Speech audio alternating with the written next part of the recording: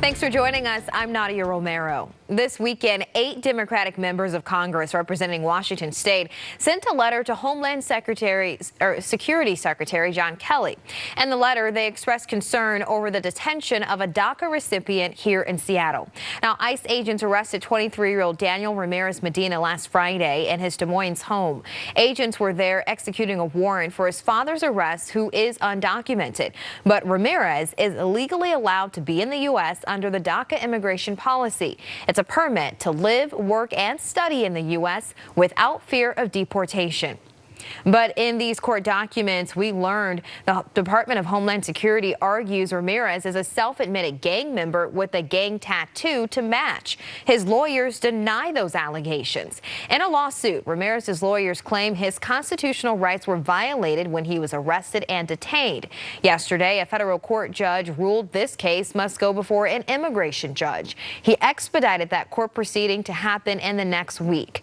So about that letter, news that Ramirez would not be released from the Northwest Detention Center in Tacoma sparked several protests from Seattle to New York City. Supporters argue Ramirez went through thorough vetting to be twice issued his DACA permit. Now, here is some of what Senator Maria Cantwell, Senator Patty Murray, and 6 Democratic U.S. House representatives are asking from Homeland Security Secretary John Kelly. A detailed description of any change in ICE policy that allows the detention of DACA recipients and of how ICE conducts and oversees its enforcement action. The lawmakers also want a copy of ICE standard practices used during raids and a description of how ICE agents here in Washington interpret President Trump's executive order as it pertains to DACA recipients. Immigration and Customs Enforcement, or ICE, operates within the Department of Homeland Security.